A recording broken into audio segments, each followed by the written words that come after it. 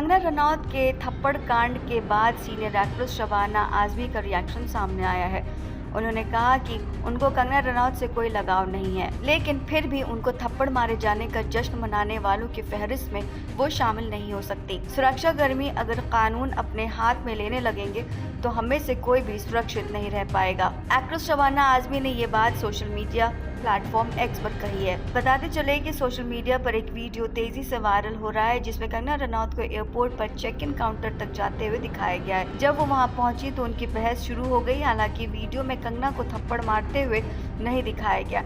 इस घटना के बाद कंगना ने एक वीडियो जारी किया कि महिला पंजाब में बढ़ते आतंकवाद के बारे में चिंतित थी। अपने वीडियो में कंगना ने कहा, मैं सुरक्षित हूँ और बिल्कुल ठीक हूँ। घटना सिक्योरिटी चेक के दौरान महिला गार्ड मेरे निकलने का इंतजार कर रही थी, फिर वो साइड से आई और मुझे थप्पड़ मारा। वो अपशब्द बोलने लगी। मैंने पूछा कि उसने मुझे क्यों मारा तो उसने कहा, मैं किसानों का समर्थन करती हूँ और पंजाब में बढ़ते आतंकवाद से चिंतित हूँ। कंगना के थप्पड़ मारने वाली महिला कांस्टेबल का नाम कुलविंदर कौर बताया जा रहा है। उसका कहना है कि उसने किसानों का अपमान किया, इसलिए उसने एक्ट्रेस पर हाथ उठाया। उसने कहा कि कंगना ने किसान आंदोलन के समय कहा था कि किसान 100 रुपए के लिए यहाँ बैठे हैं। उस समय मेरी माँ भी वहाँ बैठी थी। हालांकि इस घटना के बाद महिला कांस्टेबल को सस्पेंड करके गिरफ्तार कर लिया गया है और उसके खिलाफ FIR दर्ज कर ली गई है। बता दें कि कंगना रनौत ने 2020 में एक्स पर एक बुजुर्ग महिला को देखने के बाद 100 रुपए की टिप्पणी वाली पोस्ट की थी। उन्हें कहा था कि 100 रुपए लेकर महिलाएं आंदोलन के लिए बैठने आती हैं। इस बात से कांस्टेबल कुलविंदर काफी नाराज थी।